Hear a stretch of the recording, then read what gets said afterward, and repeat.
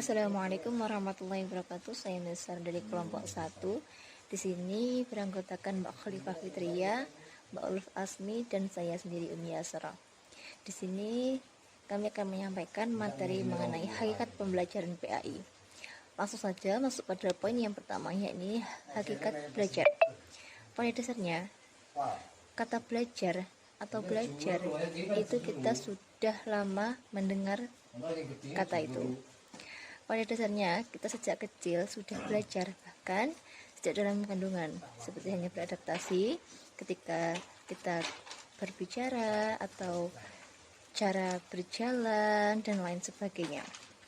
Mengenai belajar ini, banyak para ahli yang mendefinisikan terkait definisi belajar sendiri. Seperti hanya menurut Hamalik, ini berpendapat bahwa belajar itu adalah modifikasi atau mempertangguh perilaku melalui pengalaman yang didapat. Jadi belajar itu sebuah proses, juga kegiatan, dan bukan sebuah hasil atau juga tujuan. Kemudian ada Burton juga berpendapat bahwasanya belajar itu merupakan perubahan perilaku seseorang dengan adanya interaksi, itu baik seseorang antar seseorang maupun seorang dengan lingkungan. Kemudian ada yang berpendapat lagi Sukma Dinata. Ini mengenai belajar, beliau berpendapat bahwasanya belajar didapatkan di kebiasaan, pengetahuan, juga sikap baru. Kemudian ada pendapat lagi menurut Marquis dan juga Hilgard. Ini berpendapat bahwasanya belajar adalah suatu proses mencari ilmu dalam diri seseorang melalui pembelajaran, latihan, dan lain sebagainya, sehingga adanya perubahan dalam diri seseorang tersebut. Sedangkan bentuk-bentuk belajar itu ada rasional, abstrak, keterampilan, sosial, kebiasaan, pemecahan masalah, apresiasi, dan pengetahuan. Yang pertama, rasional. Dimaksudkan di sini ini menggunakan kemampuan berpikir sesuai akal sehat atau logis dan rasional guna memecahkan masalah. Kemudian yang kedua, abstrak. Ini menggunakan berbagai cara berpikir abstrak untuk memecahkan suatu masalah yang tidak nyata. Kemudian yang ketiga, keterampilan. Keterampilan di sini maksudnya menggunakan kemampuan gerak motorik otot. Keterampilan di sini maksudnya menggunakan kemampuan gerak motorik otot dengan otot dan urat syaraf guna menguasai keterampilan jasmaniah tertentu.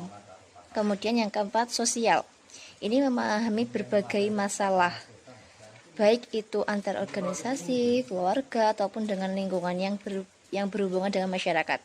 Kemudian kebiasaan, ini pembentukan juga perbaikan untuk lebih baik agar seseorang itu mempunyai kebiasaan dan sikap yang positif sesuai kebutuhan. Kemudian pemecahan masalah, belajar berpikir sistematis, teliti, teratur, atau juga bisa menggunakan metode-metode ilmiah dalam penyelesaiannya. Kemudian apresiasi, belajar kemampuan dalam mempertimbangkan nilai atau arti suatu objek sehingga seseorang bisa menghargai berbagai objek tertentu. Kemudian yang kedelapan adalah pengetahuan. Di sini belajar berbagai pengetahuan baru secara terencana guna menguasai materi pelajaran melalui kegiatan eksperimen atau juga investigasi. Jadi, dari teori-teori yang sudah dikemukakan di atas dan juga bentuk-bentuk belajar, juga ciri-ciri belajar, dapat kita simpulkan bahwasanya belajar itu dapat dilaksanakan di mana saja dan kapan saja, baik itu kondisinya dalam kondisi formal, informal, ataupun non-formal, juga belajar dari alam atau peristiwa sehari-hari.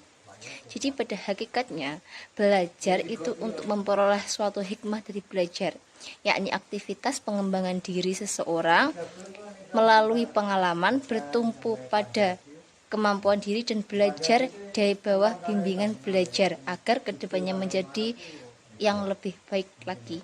Dari saya sekian, banyak kurangnya mohon maaf. Assalamualaikum warahmatullahi wabarakatuh.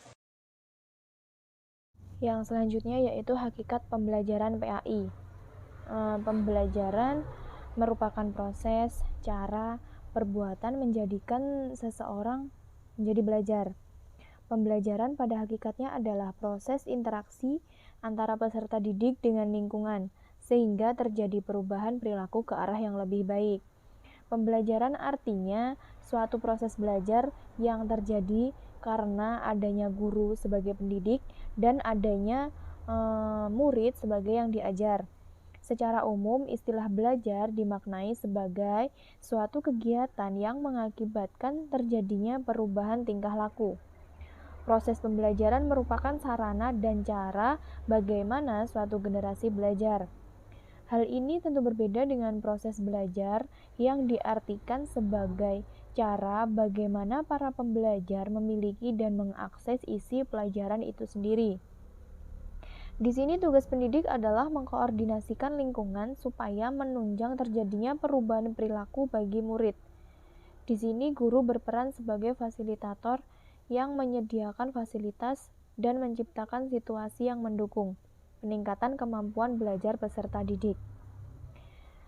Belajar dan pembelajaran merupakan kegiatan yang tidak terpisahkan dalam kehidupan manusia. Dengan belajar, seseorang dapat mengembangkan potensi-potensi yang dimilikinya. Pembelajaran dapat dipandang dari dua sudut. Yang pertama, pembelajaran dipandang sebagai suatu sistem. Pembelajaran terdiri dari sejumlah komponen yang terorganisasi, antara lain tujuan pembelajaran, media pembelajaran, dan tindak lanjut pembelajaran, yaitu remedial dan pengayaan. Yang kedua, pembelajaran dipandang sebagai suatu proses yang meliputi kegiatan yang dilakukan oleh guru mulai dari perencanaan, pelaksanaan, kegiatan sampai evaluasi program, dan tindak lanjut yang berlangsung dalam situasi edukatif untuk mencapai tujuan pembelajaran yang telah ditetapkan. Selanjutnya yaitu faktor-faktor yang mempengaruhi belajar dan pembelajaran. Yang pertama, faktor intern. Faktor yang terdapat dalam diri individu itu sendiri. Faktor ini berkaitan dengan unsur fisiologis dan psikologis peserta didik. Yang kedua yaitu faktor ekstern, adalah faktor yang berasal dari luar diri siswa. Faktor ini dikelompokkan menjadi 3. Yang pertama yaitu dari faktor keluarga. Siswa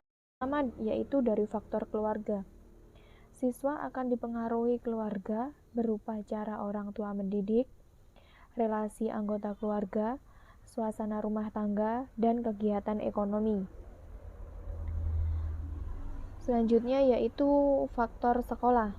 Faktor sekolah yang dapat mempengaruhi belajar yaitu meliputi metode mengajar, kurikulum, relasi guru dan peserta didik, metode belajar, dan tugas rumah. Yang selanjutnya yaitu dari lingkungan masyarakat. Faktor dari masyarakat. Lingkungan masyarakat di mana murid juga berpengaruh terhadap semangat dan aktivitas belajarnya. Lingkungan masyarakat yang warganya memiliki latar belakang pendidikan yang cukup. Bismillahirrahmanirrahim. Assalamualaikum warahmatullahi wabarakatuh. Di sini saya Ulul Asmi akan melanjutkan presentasi dari teman saya, yaitu akan membahas mengenai hakikat pembelajaran pendidikan agama Islam. Pendidikan agama dapat diartikan sebagai suatu kegiatan yang bertujuan untuk menghasilkan orang yang beragama atau biasa dikenal dengan bahasa Inggrisnya religious education. Pendidikan agama itu mencakup feeling atau perasaan, attitude atau sikap, personal ideals atau kepribadian yang ideal, aktivitas kepercayaan. Dalam bahasa Arab terdapat beberapa istilah yaitu yang digunakan dalam mendefinisikan arti dari pendidikan itu sendiri, yaitu yang pertama adalah taklim yang berarti mengajar, yang kedua ada ta'dib yang arti mendidik, dan tarbiyah yang berarti mendidik. Nah, di sini berarti pengarahan pendidikan agama Islam ini bertujuan untuk meningkatkan keyakinan, pemahaman, penghayatan, dan pengamalan pada ajaran agama Islam. Nah, selanjutnya ini ada beberapa landasan pembelajaran pendidikan agama Islam. Nah, kenapa kita harus mempelajari atau mengadakan pembelajaran dari pendidikan agama Islam? Yang pertama itu ada landasan yuridis. Di sini sebagaimana tertera pada pasal 39 ayat 2 Undang-Undang Nomor 2 Tahun 2003 yang ada bunyinya, pendidikan merupakan usaha untuk memperkuat iman dan ketakwaan kepada Tuhan Yang Maha Esa sesuai dengan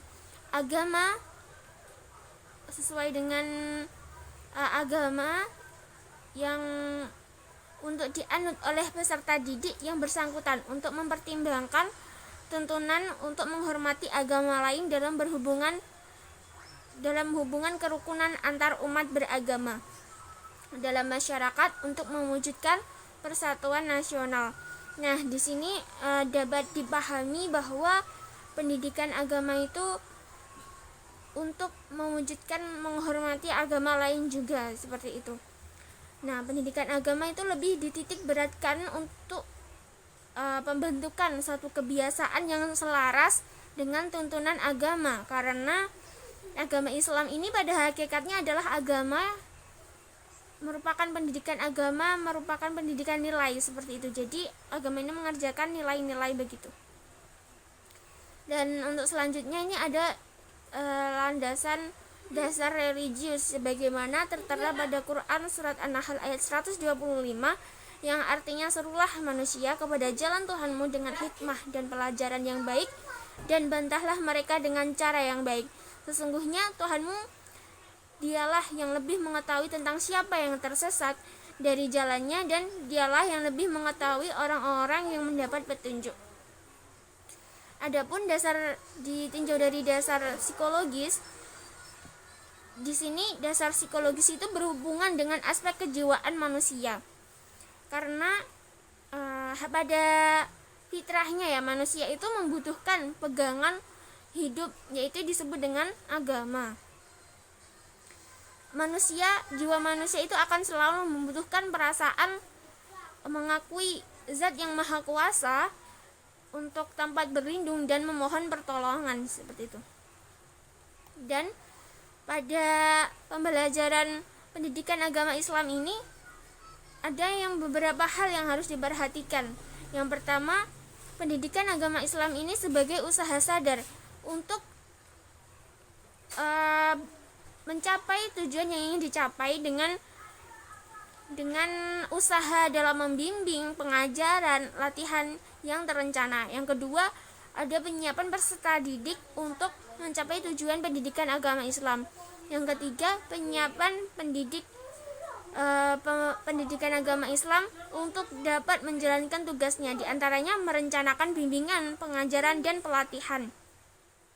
Yang keempat, itu ada kegiatan pembelajaran pendidikan agama Islam untuk meningkatkan pemahaman, keyakinan, penghayatan, dan pengamalan ajaran agama Islam. Nah, pada pembelajaran ini terdapat proses perencanaan, karena tanpa adanya perencanaan, pembelajaran ini tidak akan berjalan dengan sistematis dan bakal sulit untuk mencapai tujuannya. Dalam proses perencanaan pembelajaran yang sistematis ini akan memiliki beberapa keuntungan. Di antaranya, yang pertama, guru atau pendidik akan terhindar dari keberhasilan yang secara untung-untungan. Yang kedua, guru dapat menggambarkan berbagai hambatan yang mungkin saja terjadi. Yang ketiga, guru dapat menentukan berbagai langkah dalam memanfaatkan berbagai sumber dan fasilitas yang ada. Sekian dari kelompok kami. Apabila ada pertanyaan, dipersilahkan. Sekian, wassalamualaikum warahmatullahi wabarakatuh.